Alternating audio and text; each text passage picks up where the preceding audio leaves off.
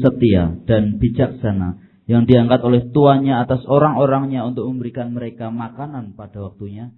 Berbahagialah hamba yang didapati tuannya melakukan tugasnya itu ketika tuannya itu datang. Aku berkata kepadamu, sesungguhnya tuannya itu akan mengangkat dia menjadi pengawas segala miliknya. Coba berarti, garis bawahi kata pengawas segala miliknya. Nyanya ini siapa? Hambanya atau tuannya? Tuannya. Oke ya, jelas ya. Garis bawahi kata pengawas segala miliknya. Teruskan. Akan tetapi apabila hamba itu jahat dan berkata di dalam hatinya, tuanku tidak datang-datang, lalu ia mulai memukul hamba-hamba lain dan makan minum bersama-sama pemabuk-pemabuk, maka tuan hamba itu akan datang pada hari yang tidak disangkanya dan pada saat yang tidak diketahuinya, dan akan membunuh dia dan membuat dia senasib dengan orang-orang munafik. Di sanalah akan terdapat ratapan dan kertakan gigi. Nah, hamba yang baik, perhatikan, itu kriterianya adalah dia menjadi pengawas, bukan pemilik dari harta tuannya. Saya dorong Anda baca bukunya John Evans ini tentang stewardship. Ya, kata pengawas itu sebenarnya steward, pengelola. Dia bukan pemilik, dia bukan owner, dia hanya pengelola. Nah, perhatikan, hamba yang baik itu identik dengan seorang pengawas dari harta milik tuannya, bukan miliknya sendiri. Nah, perhatikan, inilah problem banyak orang Kristen. Ketika berhadapan dengan harta, dia tidak memposisikan dirinya sebagai pengelola, tapi dia memposisikan dirinya sebagai pemilik. Kejatuhan orang soal harta oleh karena Anda merasa engkau pemilik dan bukan sekedar cuman pengelola kekayaan surga.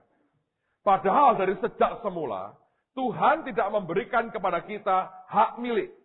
Dia hanya memberikan kepada kita hak untuk mengelola kekayaannya.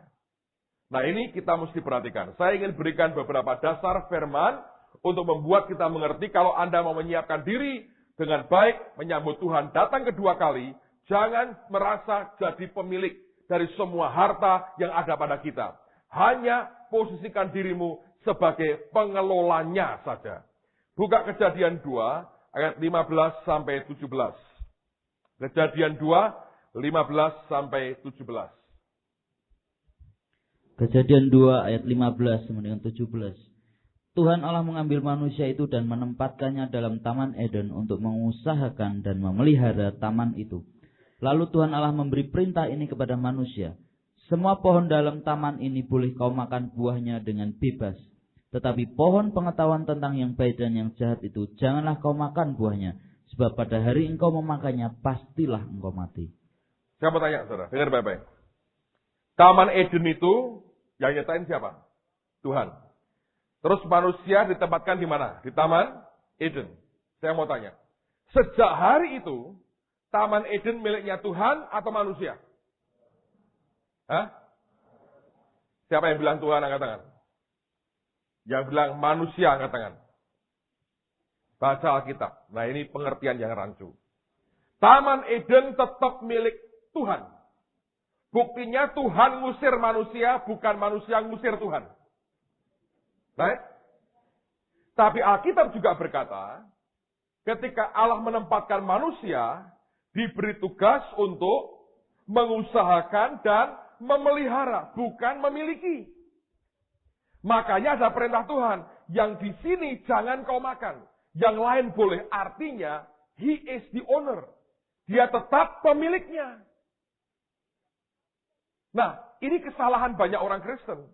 Kalau kita punya kekayaan, kita merasa ini milikku. Inilah problemnya. Kenapa orang jadi terikat dan cinta dengan uang? Karena merasa milikku. Tapi kalau Anda mengerti soal stewardship, kepengelolaan kekayaan surga, kita menyadari yang kita punya ini bukan milikku. Milik siapa? Tuhan. Kita hanya mengelola yang Tuhan percayakan kepada kita.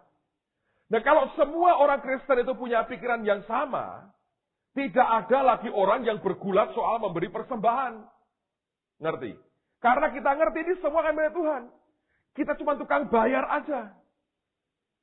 Nah, ini bagian yang jarang difahami oleh orang percaya. Kenapa? Karena manusia cenderung berkata, ini milik saya. Dari semula, Eden tidak pernah diberikan kepada manusia. Hanya disuruh mengusahakan dan memelihara. Itu aja. Ketika mereka berdosa, melanggar aturannya, Alkitab mengatakan, Tuhan mengusir mereka. Karena Tuhan yang punya. Kalau yang punya manusia, maka manusia berkata, Tuhan, mulai sekarang, janganlah engkau kemari. Ngerti? Karena ini milikku. Tapi sejak manusia berdosa, dia berkata, engkau harus pergi dari sini. Diusir. Siapa yang usir? Pemiliknya. Contohnya begini. Anda kalau punya rumah, Anda kontrak dengan seseorang. Masa kontraknya habis, Anda datang, yang berhak usir siapa? Saudara, karena engkau yang punya rumah. Tapi kalau Anda hanya kontrak, yang punya datang diusir, masuk penjara. Karena Anda mau mengambil harta milik orang lain. Nangkap ya? Kita harus memposisikan diri hanya sebagai pengelola dari apa yang Tuhan percayakan kepada kita. Bukti berikutnya. Lihat, saya mau buktikan bahwa semua itu Tuhan yang punya. Mazmur pasal yang ke-24 ayat yang pertama. Tuhanlah yang empunya bumi serta segala isinya, dan dunia serta yang diam di dalamnya. Yang punya siapa, saudara? Tuhan. Tuhan yang punya siapa? Apa? Bumi dan segala isinya. Yang punya siapa? Tuhan. Bukan kita. Nah, kita kan termasuk isinya bumi. Dengan semua yang kita punya, kita milik siapa?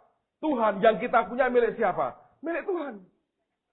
Jadi posisikan dirimu hanya sebagai pengelola.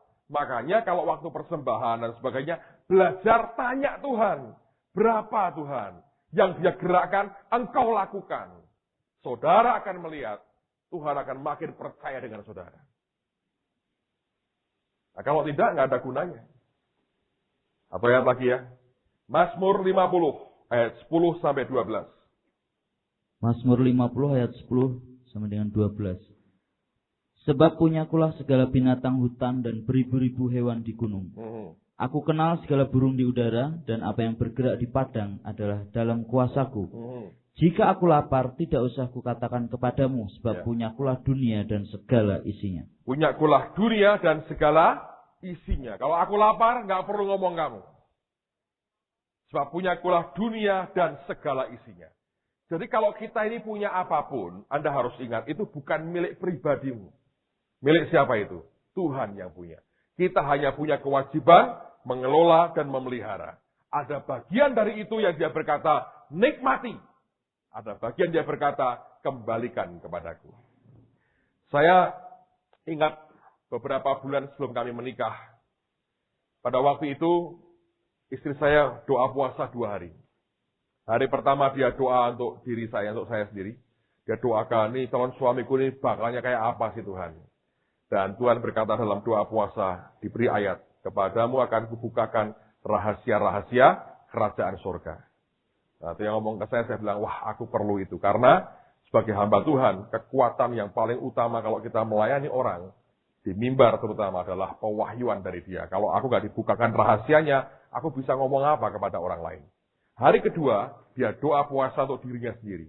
Ketika dia doa puasa, Tuhan berkata, diberi ayat, ada wanita-wanita dalam Lukas ya, yang melayani Yesus dan rombongannya dengan kekayaan mereka. Terus saya berkata gini, wah tenanglah, kita ini pasti jadi orang keluarga yang diberkati. Kenapa? Ini bicara soal bendahara kerajaan surga. Kamu akan dipakai memberkati orang lain dengan kekayaan. Nah, saudara jangan salah ngerti. Zaman dulu saya bertobat dan merasa panggilan Tuhan. Kondisi gereja nggak seperti hari ini. Ya, dulu orang kalau bilang pendeta itu sudah itu orang-orang yang puasa karena terpaksa.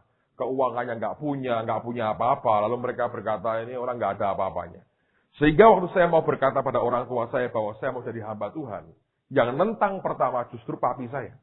Dia berkata, aku tahu gaji pendeta, aku tahu susahnya jadi pendeta, jangan jadi pendeta. Dia berkata, jadi orang kaya, nanti kamu bisa ngatur pendeta, katanya. Pendeta nggak bisa ngatur orang kaya yang ngatur pendeta. Aku ngerti dalam-dalamnya gereja, dia berkata begitu. Saya nggak tahu benar atau enggak, saya nggak tahu. Tapi dia berkata begitu. Tapi yang jelas saya berkata, saya punya panggilan. Nah, sekian waktu berjalan, ada banyak proses dilewati, ternyata tidak seburuk yang saya duga. Sampai satu hari, saudara, itu pada waktu itu hari 95, saya masih ingat. Satu hari saya ditelepon oleh Pak Samuel Elkanah almarhum ya, yang mendirikan Getsemani ini. Ditelepon, dia ngomong sama saya, ini Pak Yusak mau ketemu kamu, Pak Yusak Cipto. Saya nggak terlalu dekat dengan beliau waktu itu. Saya bilang, kenapa? Saya ngerti dia dipakai Tuhan dengan kenabiannya. Dia bilang, Pak Yusak berkata, ada pesan Tuhan buat kamu. Dan dia mau terbang dari Bandung ke Semarang untuk ketemu dengan kamu. Ada 2 orang yang harus ditemui. Jadi dia nggak ada pelayanan, terbang ke Semarang untuk ketemu dengan kami berdua, saya dengan seorang teman. Dan dia berkata, ada pesan Tuhan buat kamu dan si teman ini. Waduh, saya ketika dengar begitu ya, pertanyaan pertama gini, dosaku ini apa kira-kira ini? Sampai Tuhan kirim hambanya dari Bandung, khusus terbang, nggak terlalu dekat ngomongin nasihatin firman. Waduh, saya berkata ini apa dosa saya? Saya minta ampun Tuhan, ampun kalau ada dosa yang tidak sengaja, yang tidak kelihatan, yang apa, segala macam lah saudara ya. Singkat cerita, dia ketemu dan dia berkata, aku mau ketemu dengan kamu dan istrimu. Tapi saya bawa juga anak saya yang pertama, si Keisha itu. Lalu kemudian saya masih ingat kami duduk di ruang kebaktian gitu ya. Kami duduk berempat. Saya, istri saya, anak saya dengan Pak Yusak. Duduk, saya pikir, wah ini ada apa ini? Pak Samuel disuruh keluar dulu.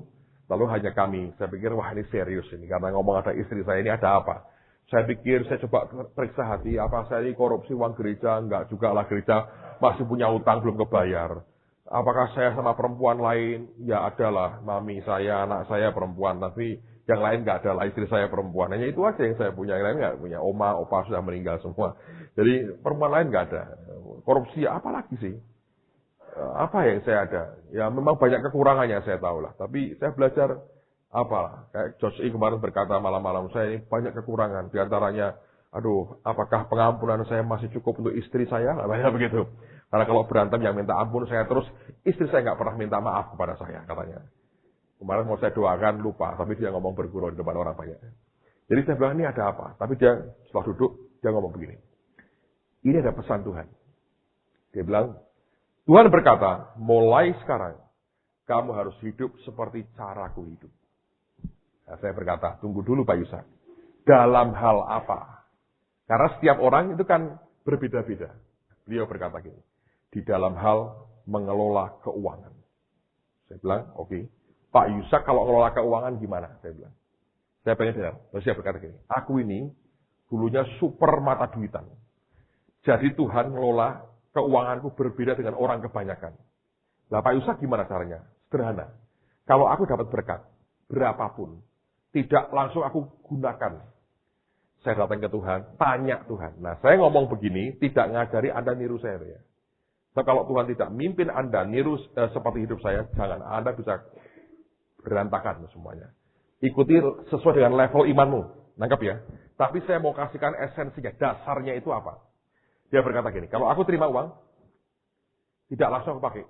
Tuhan, ini uang untuk siapa? Gitu. Sering dia berkata, bukan untuk kamu. Berikan untuk A. Lalu aku akan berikan untuk si A.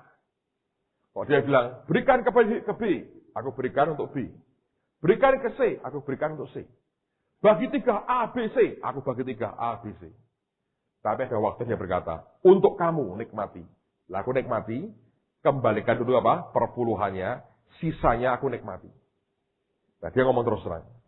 Kamu harus hidup seperti caraku hidup. Terus dia ngomong ke istri saya. Kamu kuat tidak hidup cara begitu? Nah, dia ngomong terus terang. Istriku tidak kuat.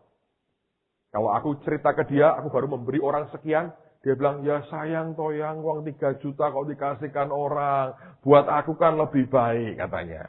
Dan Tuhan berkata, kalau begitu istrimu tidak boleh tahu. Kamu terima uang berapa. Yang dia boleh tahu hanyalah bagian yang untuk dia. Gitu.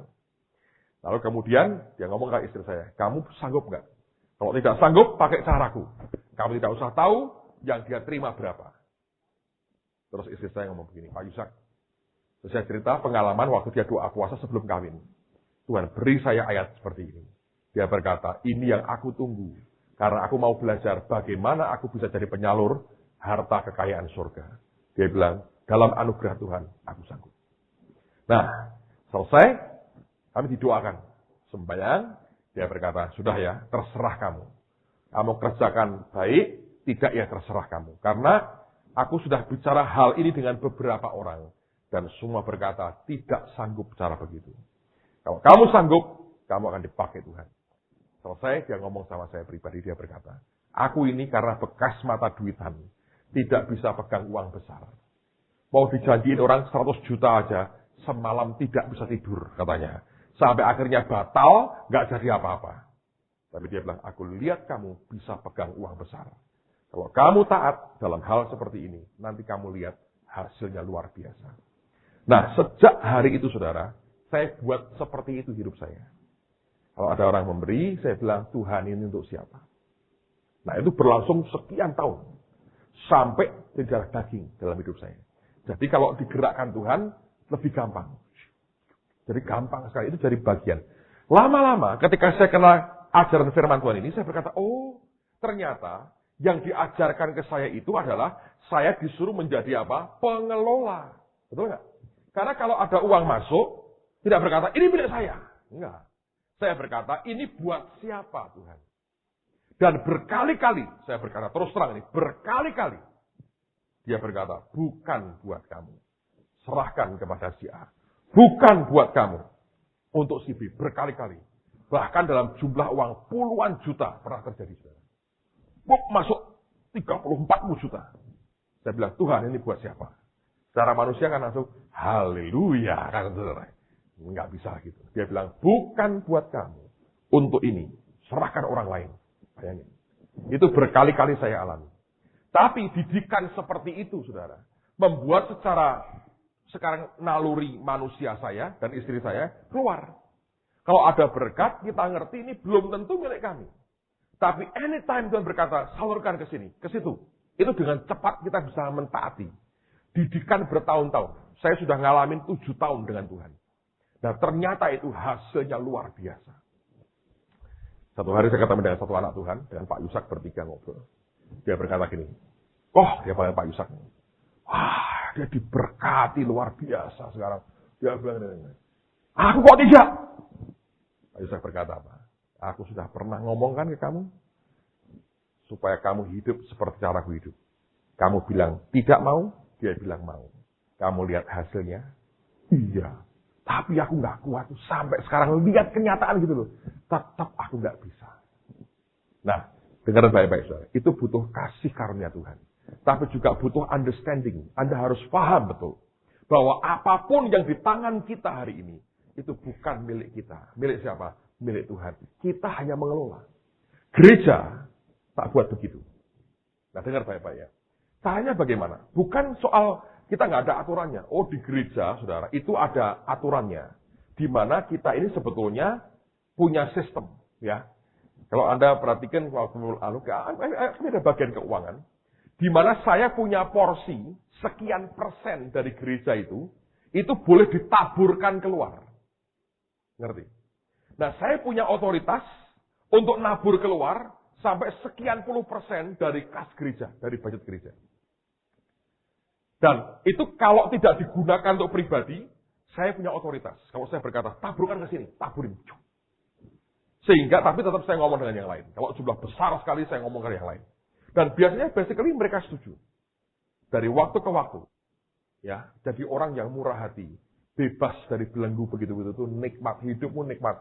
Tidur sambil senyum dengan tenang di hadapan Tuhan. Kalau Anda kikir, tidurmu pun gitu. Ekspresi kekikiran di dalam kita. Ingat loh, kita hanya pengelola. Anda mau siap, Tuhan datang jadi pengelola. Ayat berikutnya. Hagai pasal 2 ayat 9.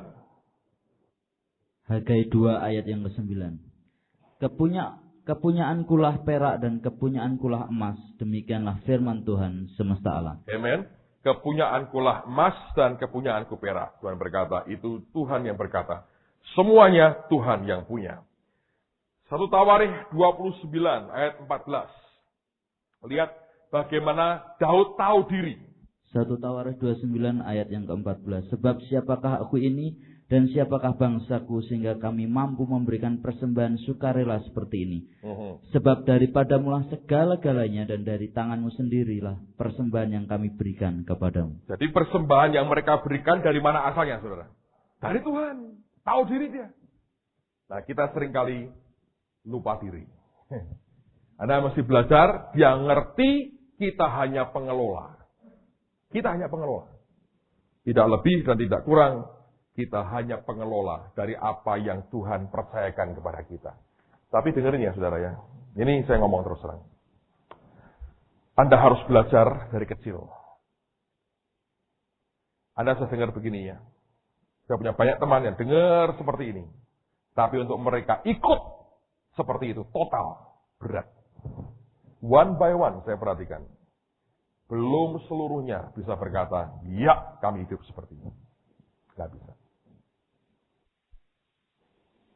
Karena lihat lagi ya, uang itu mengekspresikannya di dalam saudara. Nggak bisa.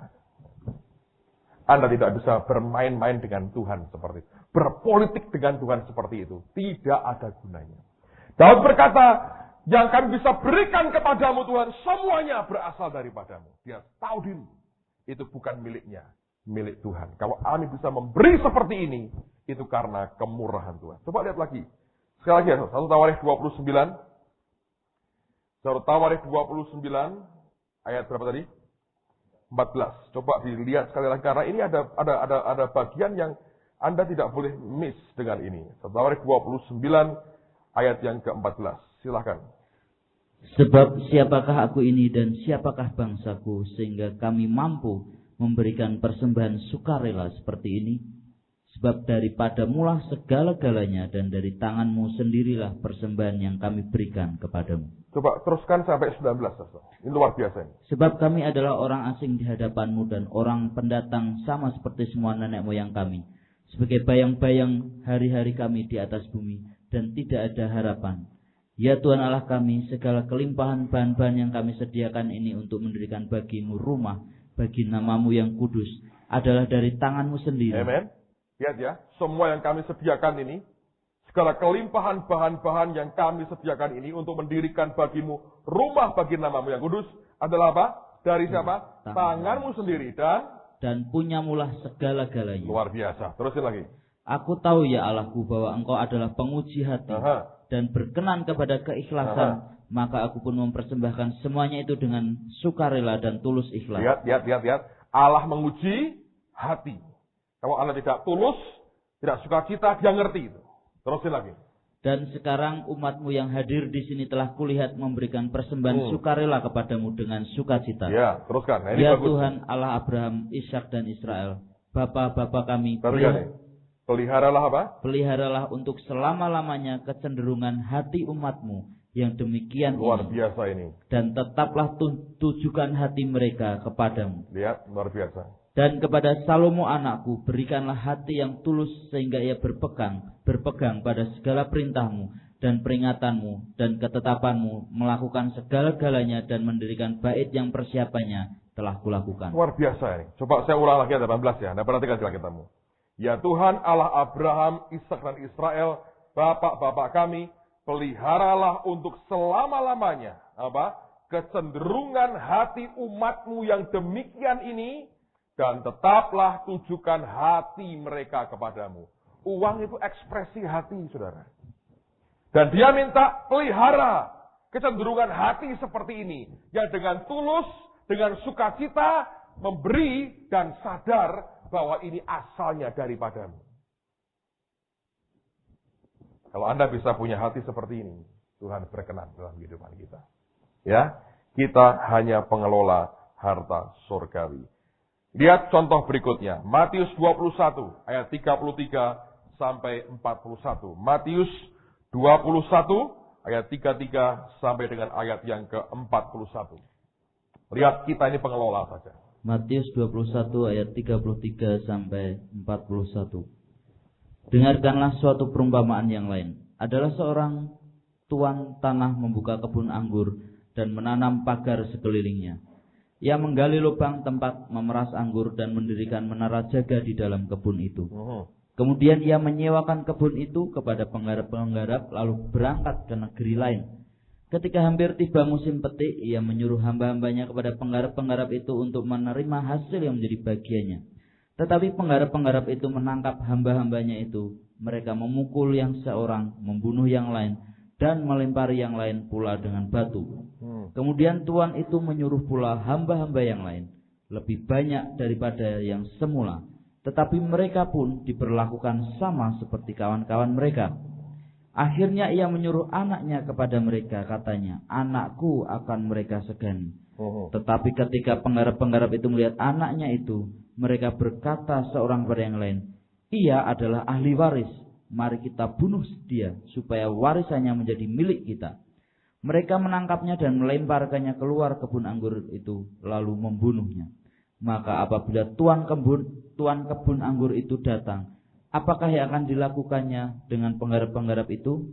Kata mereka kepadanya, ia akan membinasakan orang-orang jahat itu, dan kebun anggurnya akan disewakannya kepada penggarap-penggarap lain yang akan menyerahkan hasilnya kepadanya pada waktunya. Lihat.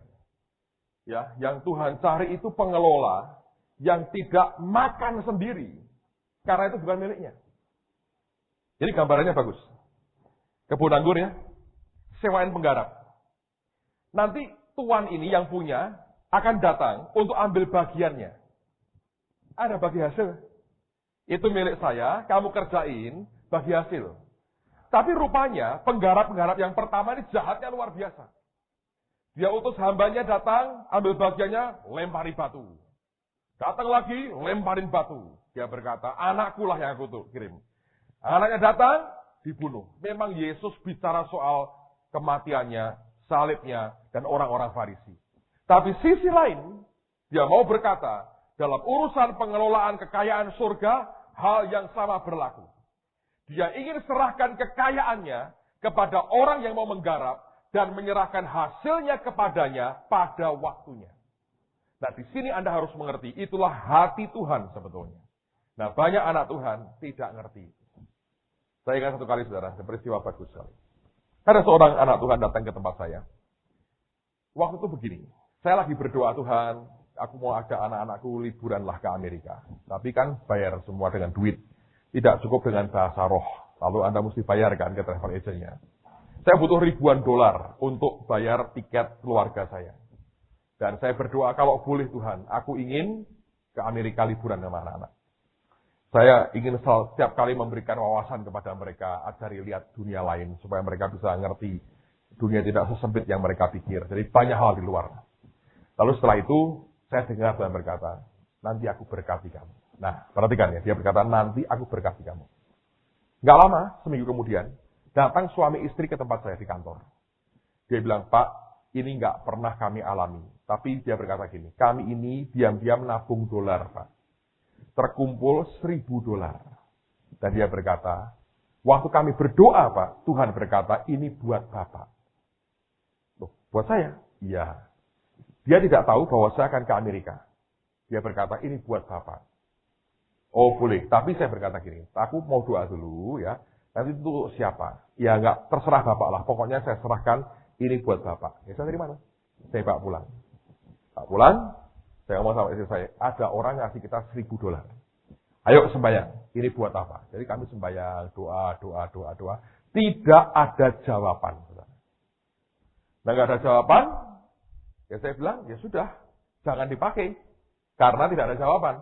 Ya, saya berkata, nanti minggu, kalau perlu kita akan ambil perpuluhannya dulu, berikan ke Tuhan, tapi yang ini jangan dipakai ya. Singkat cerita, saya berikan perpuluhannya 1.000 dolar, 100 dolar. Dan di rumah kami ada uang dolar sisa, waktu itu 100 juga. Saya masukkan jadi 1, kembali 1.000 lagi kan saudara. Nah, 2 minggu setelah itu, ada tamu hamba Tuhan datang. Ya khotbah, terus ada waktunya persembahan.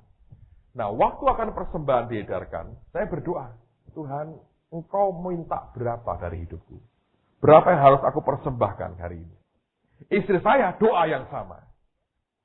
Lalu kemudian, dia dapat dari Tuhan. Tuhan berkata begini, yang 1.000 dolar ini, berikan kepadaku. Saya berkata dalam hati, padahal kami butuh untuk ke Amerika. $1.000 nggak cukup. Tapi dia berkata, yang itu berikan kepadaku. Saya bilang, oke, tulis $1.000. $1.000. Ini harus rundingan suami istri. Kasih bahasa tangan kita pakai mata gini-gini, tahulah. Oke, tulis $1.000, masukkan. Sore kebaktian lagi, berikan $1.000. Boom, selesai, habis. Tidak ada lagi di tangan. Saya bersaksi kepada Anda. 1 bulan setelah itu, sekeluarga kami benar-benar bisa ke Amerika. Kami bayar kontan semuanya, tidak ngutang, tidak kredit, tidak nunggak pembayaran. Sebelum berangkat, saya bayar semua, saya lunas semuanya. Dan Tuhan limpahi kami lebih dari cukup sebulan bisa jalan-jalan kemana-mana dalam anugerah Tuhan. Bisa. Bayangin, luar biasa Tuhan. Banyak orang berkata gini, tuh 1.000 kan sayang, ini kan belum cukup. Anda harus belajar jadi pengelola. Nah, terima ayat Tuhan. Ini buat apa Tuhan? Buat siapa Tuhan? Kalau Anda seperti itu, engkau akan makin dipercayai oleh Tuhan. Percaya. Tapi kalau Anda berkata, ini buat saya, ini buat saya, ini milik saya. Dan berkata, kamu masih terikat dengan harta.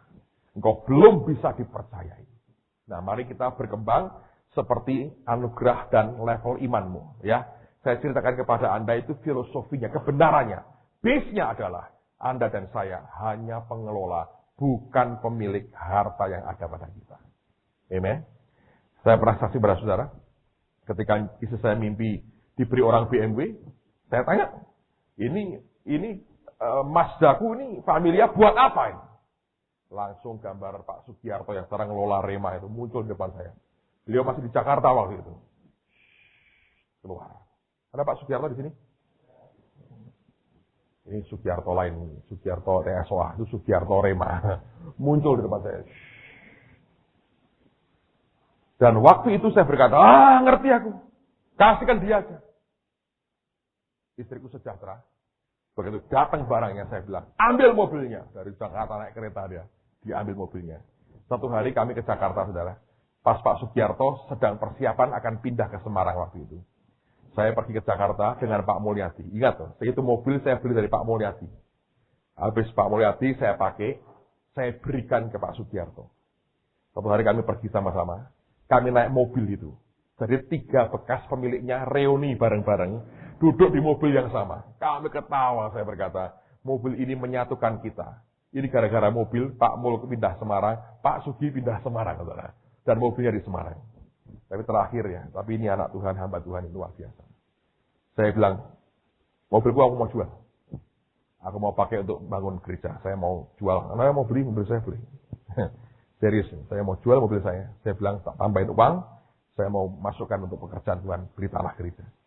Langsung dia berkata, Pak, kalau mobil jalan, malam BMW jalan, Mazdanya ikut jalan. Karena ini tidak mungkin dipisahkan. Mobil dijual untuk tanah gereja, Mazda ikut. Dia berkata begitu. Dia setuju, istrinya setuju, anaknya setuju. Saya berkata, baik, mari kita berdoa, serahkan dalam tangan Tuhan. Nah itu belajar jadi pengelola kekayaan surga. Jadi saudara, saya waktu kita bangun ini, Pak Ardian jual mobilnya. Serahkan mobilnya.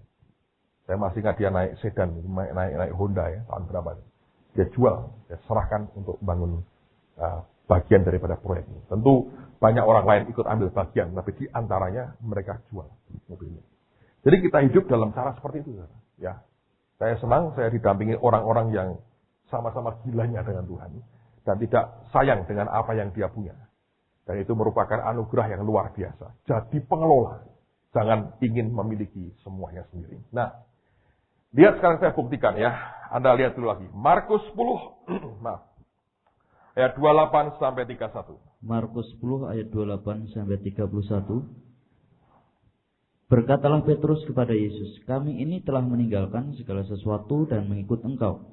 Jawab Yesus, aku berkata kepadamu, sesungguhnya setiap orang yang karena aku dan karena Injil meninggalkan rumahnya, saudaranya laki-laki atau saudaranya perempuan, ibunya atau bapaknya, anak-anaknya atau ladangnya, orang itu sekarang pada masa ini juga akan menerima kembali 100 kali lipat rumah, saudara laki-laki, saudara perempuan, ibu, anak, dan ladang, sekalipun disertai berbagai penganiayaan, dan pada zaman yang akan datang ia akan menerima hidup yang kekal. Tetapi banyak orang yang terdahulu akan menjadi terkemudi terakhir, dan yang terakhir menjadi yang terdahulu.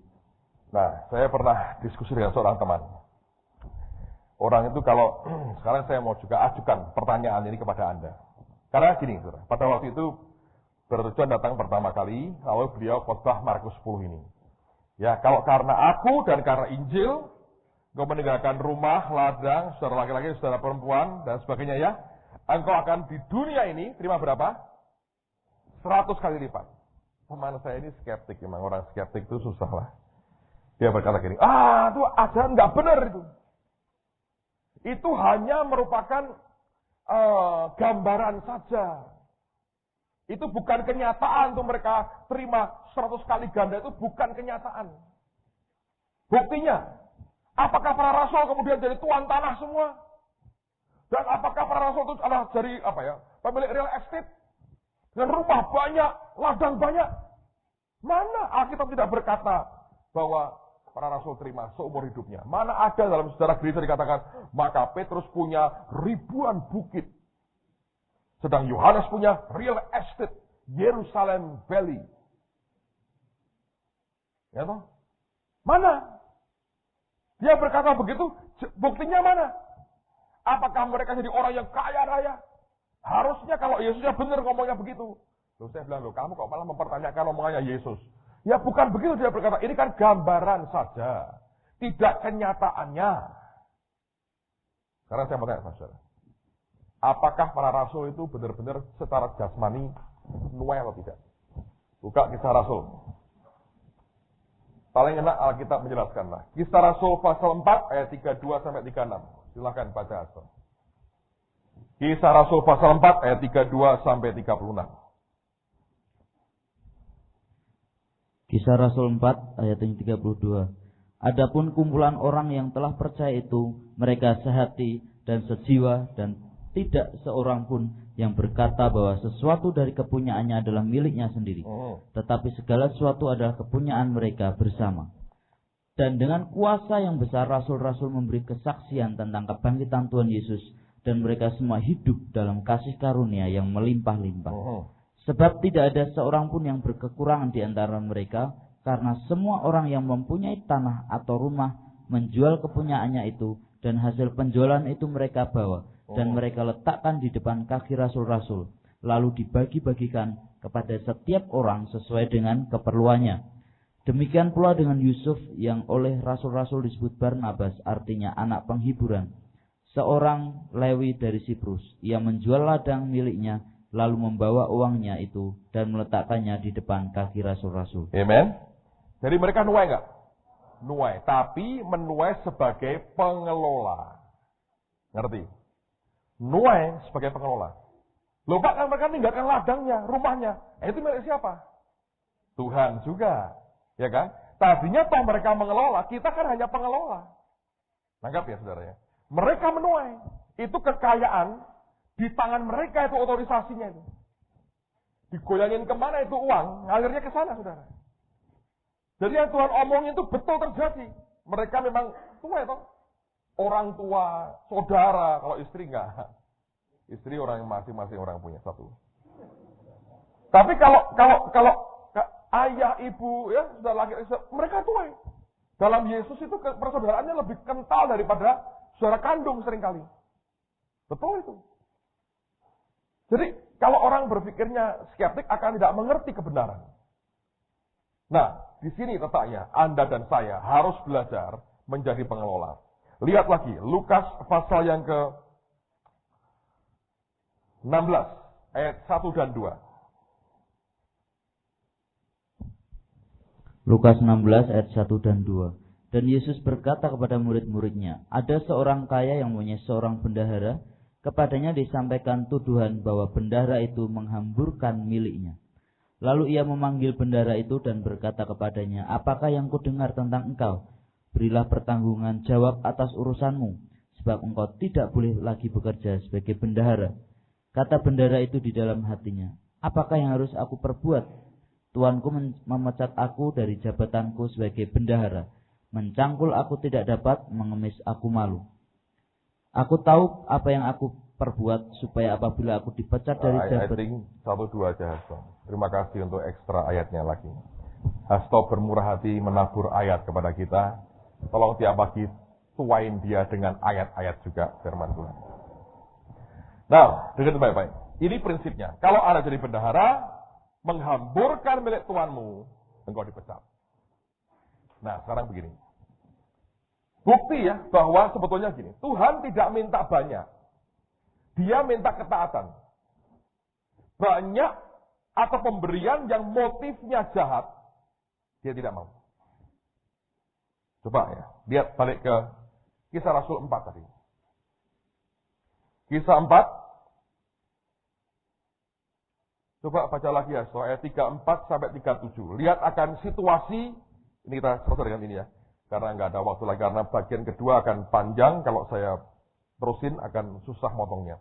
Baik, kita akan berhenti di sini, tapi lihat dulu. Kisah 4 ayat 34 sampai 37. Coba lagi, perhatikan. Sebab tidak ada seorang pun yang berkekurangan di antara mereka, karena semua orang yang mempunyai tanah atau rumah menjual kepada kepunyaannya itu, dan hasil penjualan itu mereka bawa, dan mereka letakkan di depan kaki rasul-rasul, lalu dibagi-bagikan kepada setiap orang sesuai dengan keperluannya. Demikian pula dengan Yusuf, yang oleh rasul-rasul disebut Barnabas, artinya anak penghiburan, seorang Lewi dari Siprus, yang menjual ladang miliknya lalu membawa uangnya itu dan meletakkannya di depan kaki rasul-rasul. Nah, pada waktu itu ada kejadian di mana roh Allah kerja. Selalu begini ya, kalau roh Tuhan kerja itu orang dengan sukarela. Ya, kayak yang kami alami ini ya, orang dengan gampang menyerahkan sertifikatnya, rumahnya, tanahnya, itu kan kalau bukan pekerjaan roh nggak bisa lah, saudara. Pilih ini nggak bisa. Ada banyak orang menabung bertahun-tahun dapat duit nggak dapat. Tapi kalau roh Allah kerja, boom, roh Allah kerja. Itu orang dengan segenap hati, dengan sukacita mereka memberi. Kemarin saya ceritanya, satu orang yang hidupnya juga susah sekali. Dia jual akan perhiasannya sampai pada perhiasan terakhir.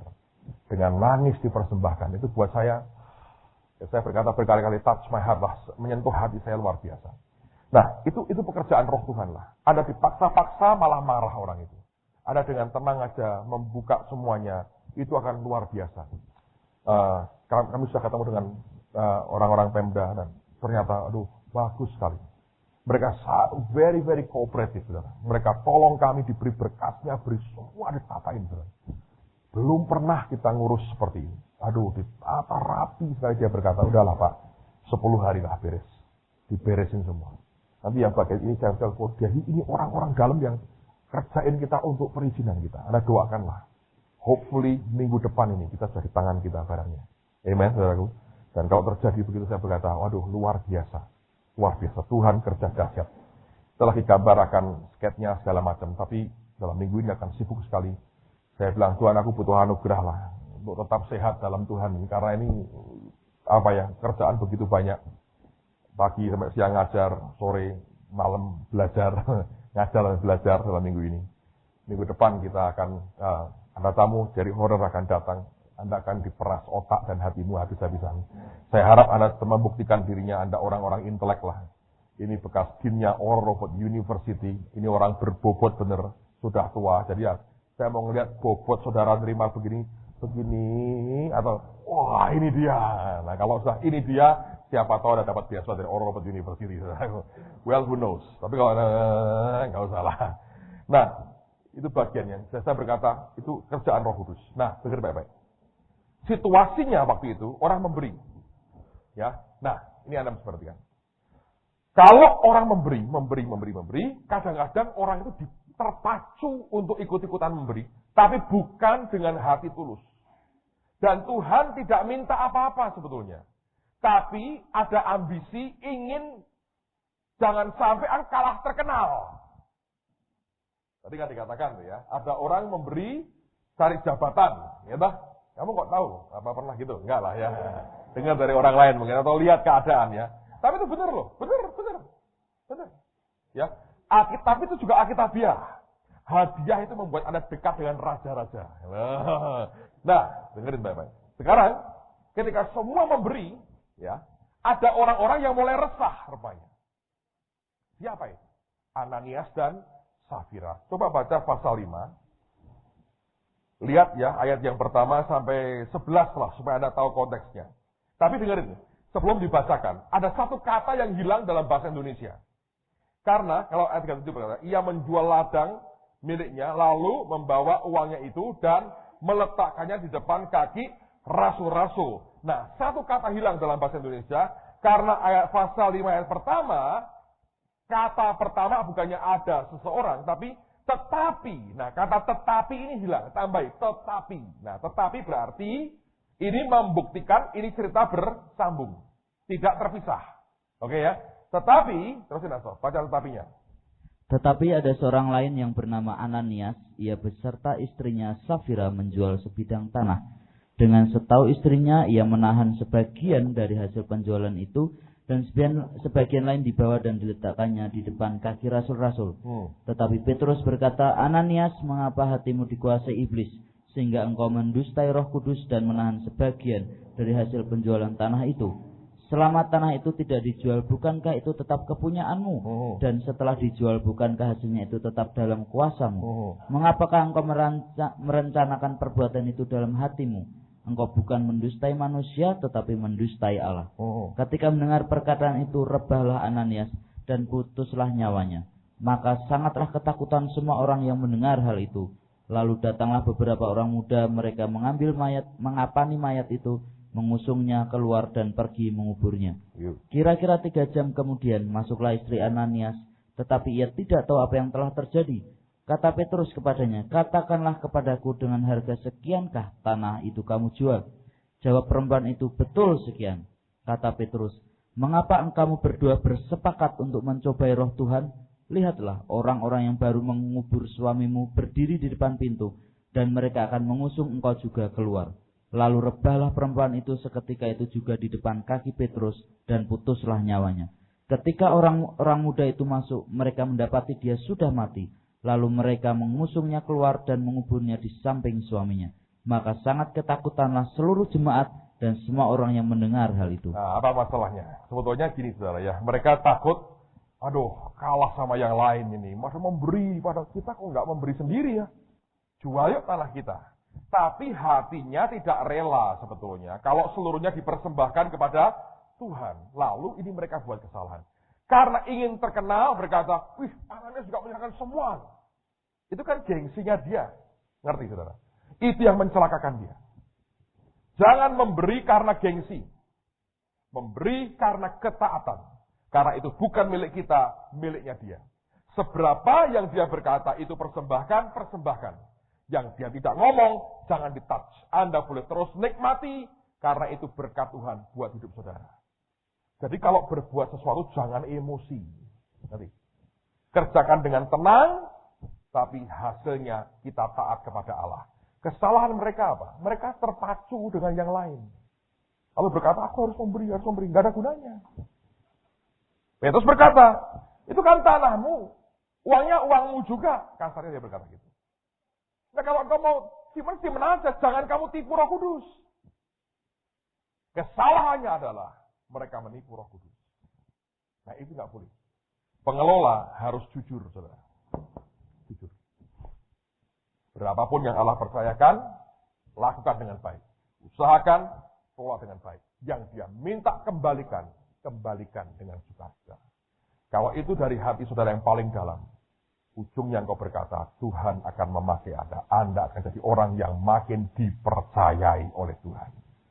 Dibutuhkan bendahara kerajaan surga dalam hari-hari ini. Siapa itu? Orang-orang yang dia bisa percayai jadi pengelola kekayaan surgawi. Besok masih ada 3 poin, terusin lagi. Mari berdiri sama-sama.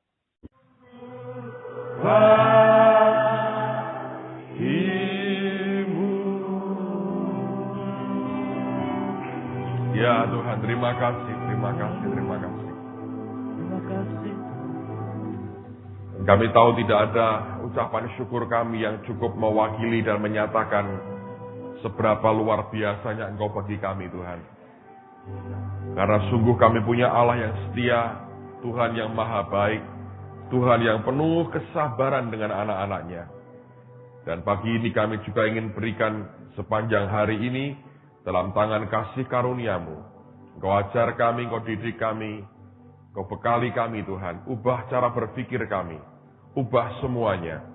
supaya kami boleh berkenan di hadapan-Mu. Terima kasih Bapa, di dalam nama Tuhan Yesus berikan roh hikmat, wahyu dan pengertian. Karena hanya dengan ini kami akan sanggup memahami akan perkataan-Mu. Di dalam nama Tuhan Yesus. Dan semua kita berkata, amin. Silakan duduk saudara. Oke, kita akan teruskan apa yang kita sudah pelajari kemarin.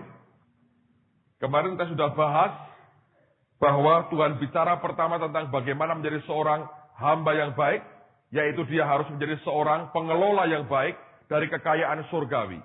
Ingat bahwa apa yang ada pada kita itu bukan milik kita, tapi kita hanya diberikan tugas untuk mengusahakan dan memeliharanya. Seperti ketika Tuhan katakan kepada Adam dan Hawa di Taman Eden. Ini bukan perintah atau mandat untuk memiliki, tetapi sebetulnya kita hanya sebagai pengelola dari apa yang Tuhan punya. Nah, pengelola itu akan sangat berkenan ketika yang empunya meminta apapun, kita mengiyakan. Ingat, kita bukan yang punya. Kita hanya sebatas mengelola. Nah, ada bagian yang Tuhan izinkan kita menikmatinya, Anda nikmati. Bagian yang dia berkata, kembalikan kepadaku, kembalikan kepadanya. Jelas ya saudara ya? Jadi kalau Anda ingin berkenan, siap sedia, jadilah pengelola dari apapun yang Tuhan percayakan kepada kita. Nah, terus terang, ada banyak orang, bukan hanya harta lah, kadang-kadang posisi, ya, kedudukan, pengaruh, atau popularitas itu bahkan dianggap sebagai milik pribadinya. Itu menumbuhkan kekacauan. Saya belajar kalau seorang gembala misalnya menganggap gereja itu adalah milik pribadinya, itu awal kekacauan. Kalau Anda perhatikan nanti akan muncul suatu family system di dalamnya. Akan muncul dinasti. Nah, di situ akan mengkebiri akan orang-orang yang berpotensi dari pemimpin karena sekedar dia bukan anggota big family kami. Nah, itu merupakan hal yang buruk sekali. Dan di mana-mana saya perhatikan terjadi seperti itu, oleh karena cara pengaturan dalam keuangannya tidak beres, didasari oleh karena apa? Pemahamannya, understanding-nya tidak beres juga. Ya, saya perhatikan, saya ngomong terus terang di banyak tempat bahwa kalau saya ngomong dengan para gembala, saya berkata kepada mereka, kalau kita ingin murni dengan Tuhan, jauhkan, pisahkan diri kita dari keterlibatan langsung dengan memegang keuangan gereja. Pisahkan. Ada beberapa sistem, tanpa saya mencoba menyebut nama, tapi di mana-mana orang buat ya, ada sistem yang sebetulnya membuat si pendeta ini punya akses yang pribadi, dalam pengertian begini. Seringkali uang itu masuk ke dia tanpa ada orang ngerti ini berapa sebetulnya, ya. Terutama kalau itu perpuluhan. Katanya dia berkata bahwa Lewi berhak terima perpuluhan. Saya berkata saya setuju itu. Tetapi mengingat bahaya dosa dan kedagingan kita. Dan yang kedua, uang itu sangat peka sekali. Kenapa nggak dibuat sistem yang bisa membuat kita tetap menikmati berkat Tuhan sebagaimana yang Tuhan percayakan? Tetapi jangan memberi peluang kepada orang untuk menghantam kita akan hal-hal yang tidak perlu. Ya kan? Kalau kita perhatikan kan sekarang ini banyak orang kan, ya kalau orang memberi perpuluhan ke gereja, misalnya masuk ke gembala ya. Nah, gembala ya sudah inilah hak saya. Kamu nggak usah ngerti berapa ini jumlahnya. Itu akan create problem saudara. Karena orang bertanya sebetulnya. Nah, beberapa gembala bahkan berkata, loh ini nggak cukup loh, ini saya masih nombokin sendiri. Ternyata betul, dia tidak ambil uang, dia nombokin sendiri. Tetapi karena ketertutupan seperti itu, ya nggak ada sistem yang cukup baik.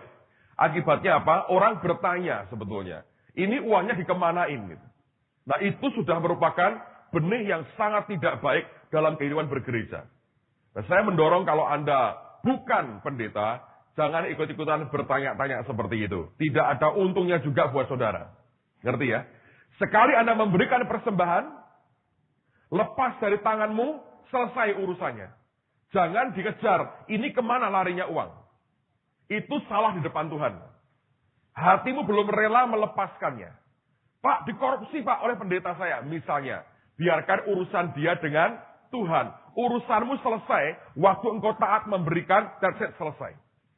Tapi kalau Anda pegang jemaat, Anda bendahara atau pendeta atau apapun, saya menganjurkan sebetulnya, sebaiknya jangan berikan peluang kepada setan untuk mempertanyakan kita akan integritas kita soal keuangan kita. Kalau hamba Tuhan mulai dipertanyakan integritasnya soal uang, jeleknya luar biasa. Ini bagian yang sangat-sangat sensitif dalam gereja, bicara soal keuangan.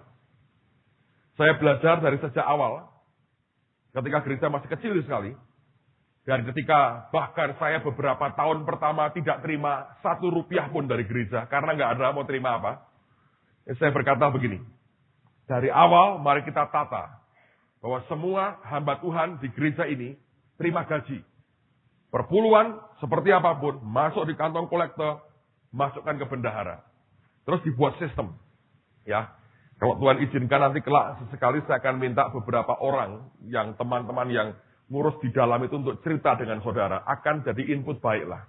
Tapi ingat loh ya, kalau saya ceritakan begini, bukan sebagai bahan Anda ngantemin orang lain. Ngerti? Seringkali cara respon kita nggak dewasa. Kita berkata, wah ini bagus nih, tidak jelek, di-compare. Anda menciptakan masalah. Ya, saya berikan ini supaya kelak kalau saudara diberi kepercayaan oleh Tuhan, saudara bisa buat yang lebih baik. Tangkap ya. Tapi bukan untuk mengkritik orang lain. Nah, saya belajar dari pengalaman bahwa kalau tidak dengan cara terbuka seperti itu, akan berat. Pak, kalau digajikan sedikit, siapa bilang? Ya tergantung dong keadaan keuangan. Kalau memang memungkinkan, ya baguslah kita beri secara baik. Supaya orang itu gini ya, kerja buat Tuhan itu mereka bisa segenap hati. Nah kebanyakan kita juga punya pola gereja juga salah. Kalau saya bilang pelayanan itu kalau memberi sekedarnya. Sedikit sekali dan terimalah dengan senang hati. Gitu, kayak sekolah minggu kita ngajarinya. Dengan Tuhan begitu, dengan full timernya begitu. Nggak diperhatiin. Jadi saya berkata ini ada sisi bagian yang Anda mesti perhatikan. Tapi intinya begini, anyway. Anda dan saya hanyalah pengelola. Ya, bukan pemilik daripada kekayaan yang hari ini ada pada kita. Kita hanya mengelola yang menjadi miliknya Tuhan. Itu bagian pertama. Untuk kita menyiapkan diri kita, menyambut Tuhan datang kedua kali, Anda dan saya harus hanya menjadi pengelola. Mengusahakan dan memelihara yang Tuhan percayakan kepada kita. Amen, saudaraku. Nah, sekarang yang kedua. Lihat di Matius pasal 25, ayat yang pertama sampai 13. Matius 25 ayat pertama sampai dengan 13. Pada waktu itu hal kerajaan surga seumpama 10 gadis yang mengambil pelitanya dan pergi menyongsong mempelai laki-laki. 5 diantaranya bodoh dan 5 bijaksana. Gadis-gadis yang bodoh itu membawa pelitanya tetapi tidak membawa minyak. Sedangkan gadis-gadis yang bijaksana itu membawa pelitanya dan juga minyak dalam buli-buli mereka. Tetapi karena mempelai itu lama tidak datang-datang juga, mengantuklah mereka semua lalu tertidur. Waktu tengah malam terdengarlah suara orang berseru, "Mempelai datang, songsonglah dia." Gadis-gadis itu pun bangun semuanya lalu membereskan pelita mereka. Gadis-gadis yang bodoh berkata kepada gadis-gadis yang bijaksana, "Berikanlah kami sedikit dari minyakmu itu, sebab pelita kami hampir padam." Tetapi jawab gadis-gadis yang bijaksana itu, "Tidak.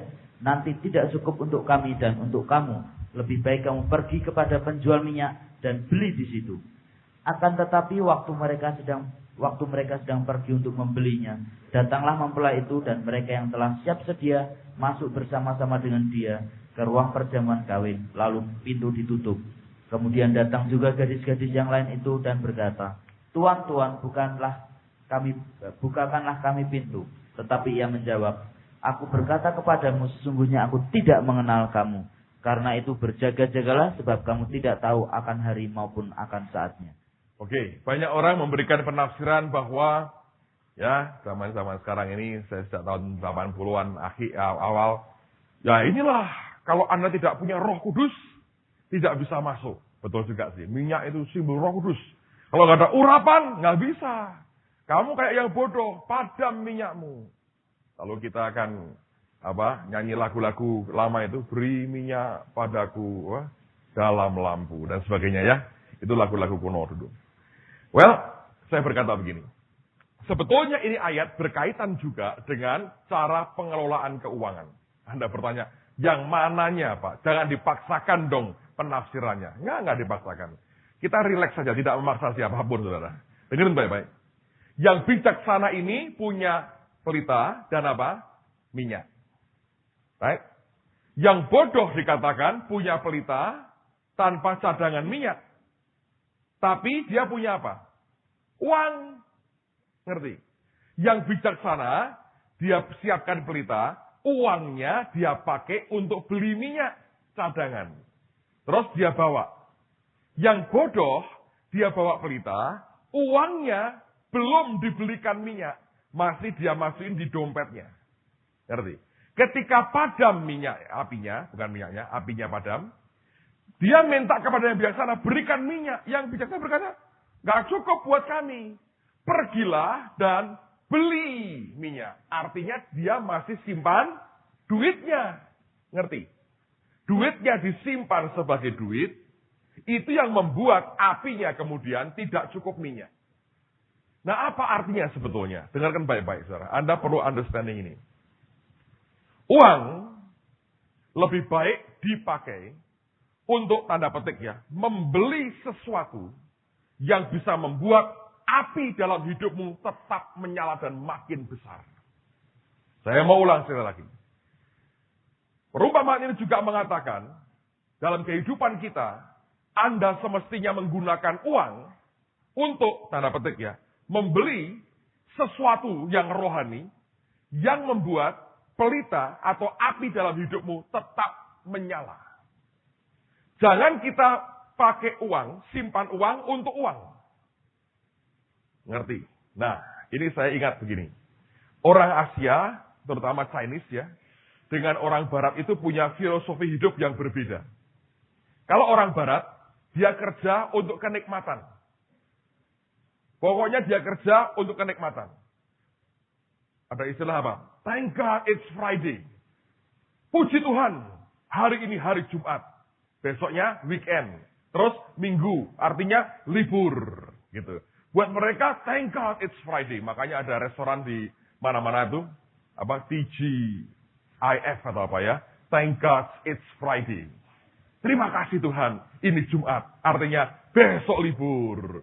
Buat mereka liburan itu hal besar. Kalau mereka punya uang, mereka tabung.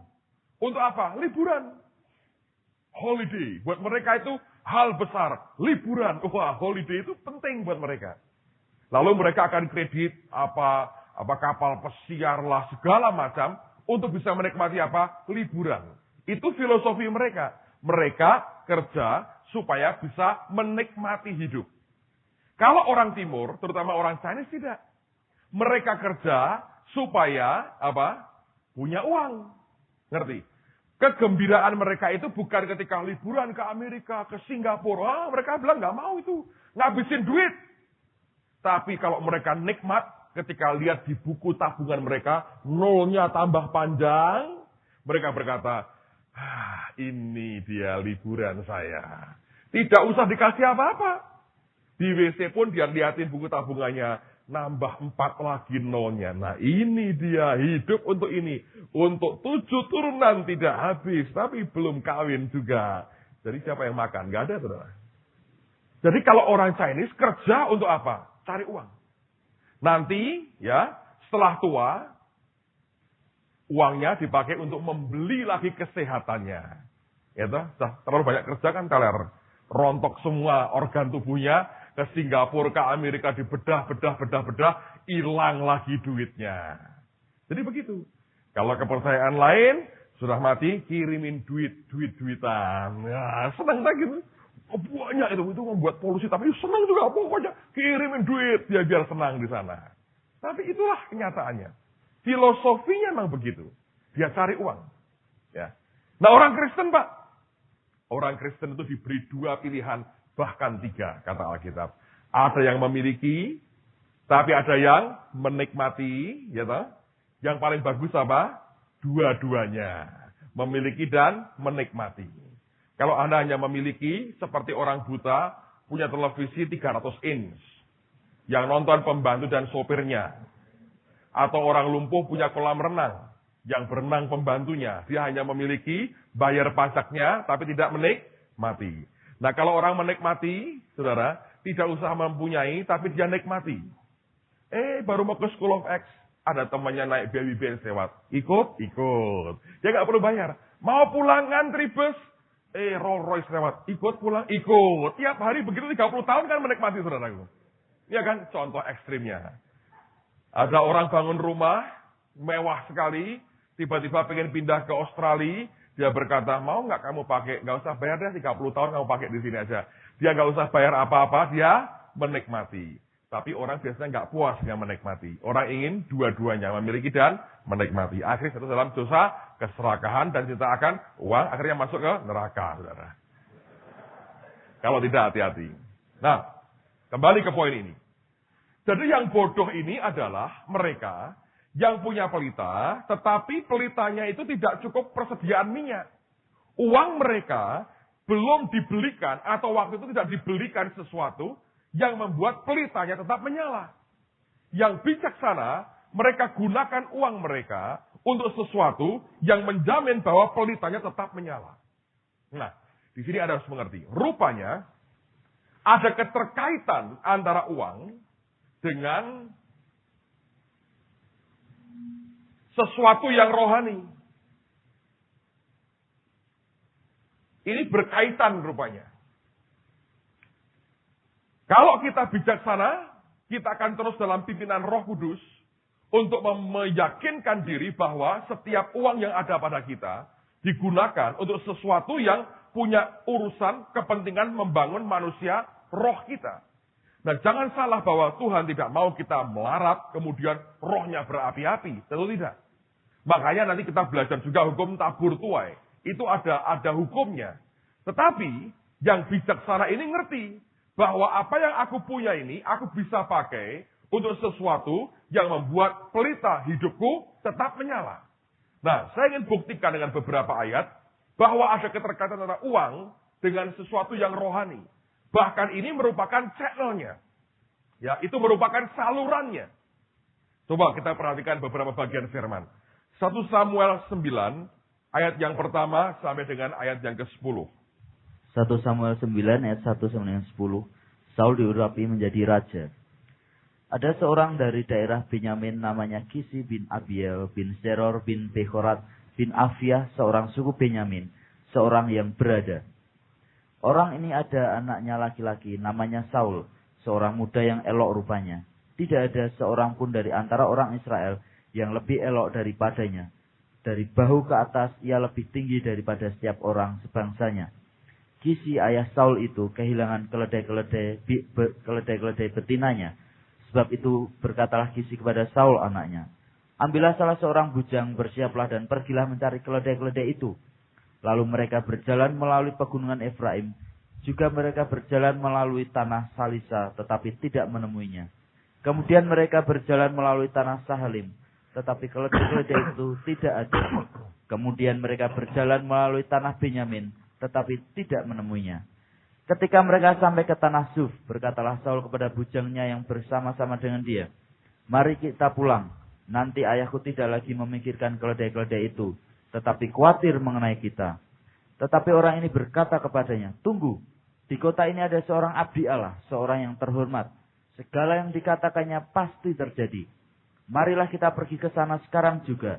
Mungkin ia dapat memberitahukan kepada kita tentang perjalanan yang kita tempuh ini. Jawab Saul kepada bujangnya itu, tetapi kalau kita pergi, apakah yang kita bawa kepada orang itu? Sebab roti di kantong kita telah habis, dan tidak ada pemberian untuk dibawa kepada abdi Allah itu. Apakah yang ada pada kita? Jawab bujang itu pula kepada Saul, masih ada padaku 1/4 sikal perak. Itu dapat aku berikan kepada abdi Allah itu. Maka ia akan memberitahukan kepada kita tentang perjalanan kita. Dahulu di antara orang Israel, apabila seseorang pergi menanyakan petunjuk Allah, ia berkata begini, mari kita pergi kepada pelihat. Sebab nabi yang sekarang ini disebut dahulu pelihat. Kemudian berkatalah Saul kepada bujangnya itu, pikiranmu itu baik, mari kita pergi. Maka pergilah mereka ke kota, ke tempat abdi Allah itu. Nah, perhatikan. Saul kehilangan keledai betina. Kalau Anda mau mengerti ya, itu bukan sekedar keledai betina. Ingat, ayahnya orang yang berada. Bahasa Inggrisnya dia orang yang perkasa, seperti seorang perwira begitu ya. Nah, keledai betina pada zaman dulu merupakan kuda tunggangan para bangsawan. Ya, Anda harus mengerti. Jadi yang dicari Saul itu sebetulnya bukan sekedar barangnya, tapi harga diri keluarganya. Kalau mereka hilang, mereka harus beli lagi tentu bisa, tapi itu merupakan barang sebagai bukti bahwa ini merupakan kuda-kuda kebanggaan mereka, keledai kebanggaan mereka. Karena itu tunggangan para bangsawan. Keledai betina itu tunggangan para bangsawan. Daud itu sampai punya pegawai khusus hanya untuk ngurusin keledai betinanya. Kenapa? Karena keledai betina zaman itu merupakan tunggangan para bangsawan. Dan itu yang hilang. Ketika hilang, Saul pergi mencari. Dan akhirnya mereka coba cari tidak menemukannya. Saul berkata, ayo kita pulang aja. Daripada nanti ayah cemas dengan kita. Tapi bujanya berkata gitu, tunggu dulu. Di sini ada seorang pelihat, Samuel, nabi.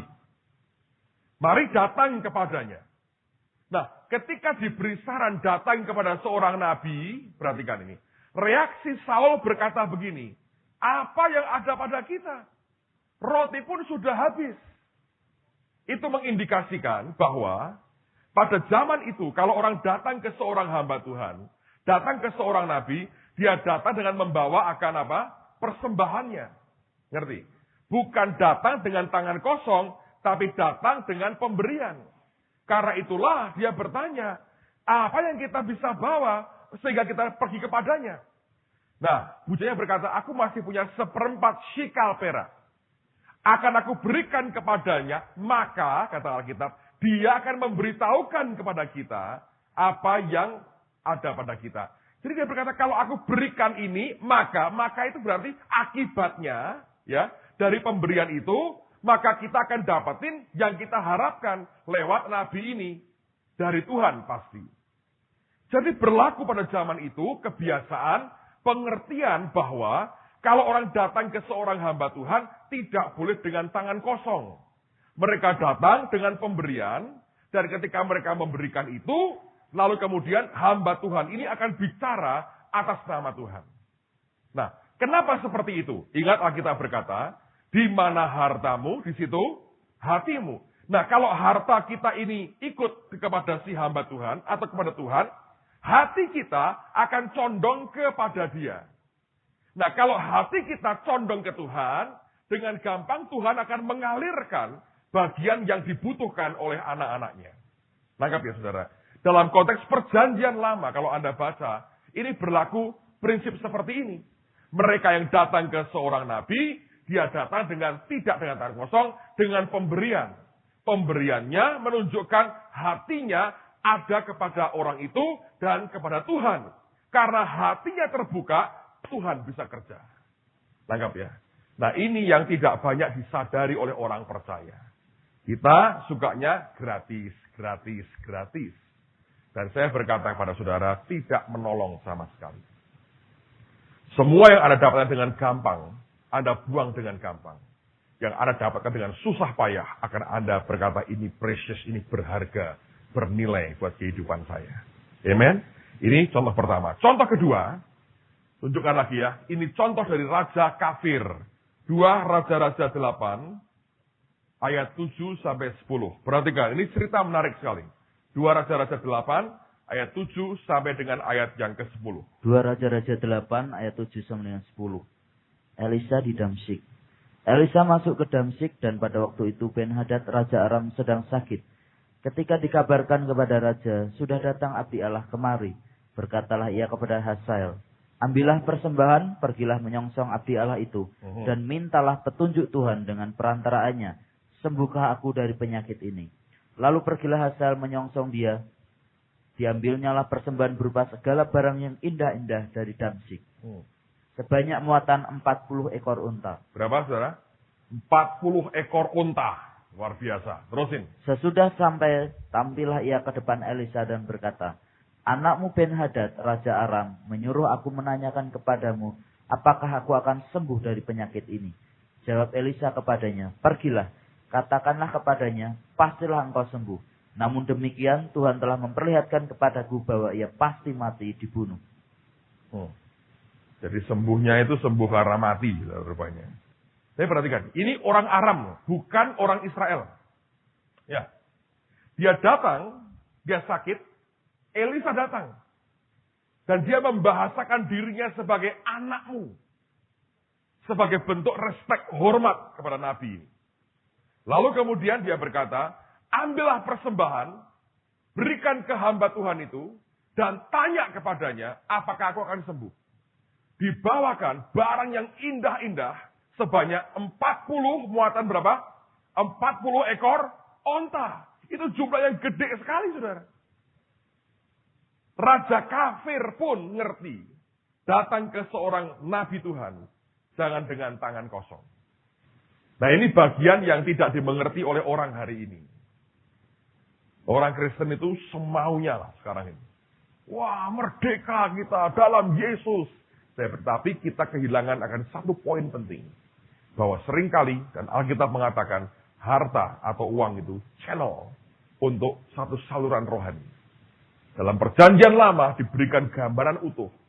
Bahwa seseorang datang kepada nabinya, dia mesti bawa sesuatu. Bukan dengan tangan kosong. Luar biasa. Nah, ini coba Anda renungkan dulu. Saya akan berikan beberapa ayat lagi. Lalu saya akan berikan beberapa contoh kenyataan yang ada. Coba lihat sekarang di Filipi pasal yang pertama, ayat yang ke-7. Filipi pertama ayat 7. Memang sudahlah sepatutnya aku berpikir demikian akan kamu semua. Sebab kamu ada di dalam hatiku, oleh karena kamu semua turut mendapat bagian dalam kasih karunia yang diberikan kepadaku. Baik pada waktu aku dipenjarakan maupun pada waktu aku membela dan meneguhkan berita Injil. Perhatikan ya, dia berkata, kamu turut mendapat bagian dalam kasih karuniaku. Artinya begini. Yang Paulus nikmati, kasih karunia yang Paulus nikmati, dinikmati juga oleh jemaat di Filipi. Nah, kalau Anda perhatikan, tidak ada jemaat lain yang dia katakan bahwa kamu turut ambil bagian dalam kasih karunia yang ada padaku. Kenapa orang Filipi ini spesial? Itu rahasianya ada di pasal yang keempat. Lihat ayat 15 sampai dengan ayat yang ke-19. Filipi 4 ayat 15 sampai dengan 19. Kamu sendiri tahu juga, hai orang-orang Filipi, pada waktu aku baru mulai mengabarkan Injil ketika aku berangkat dari Makedonia, tidak ada satu jemaat pun yang mengadakan perhitungan hutang dan piutang dengan aku selain bukan daripada hutang kamu. piutang, tapi giving and receiving, memberi dan menerima. Terusin, Saudara. Karena di Tesalonika pun kamu telah 1-2 kali mengirimkan bantuan kepadaku. Tetapi yang aku utamakan bukanlah pemberian itu, melainkan buahnya yang makin memperbesar keuntunganmu.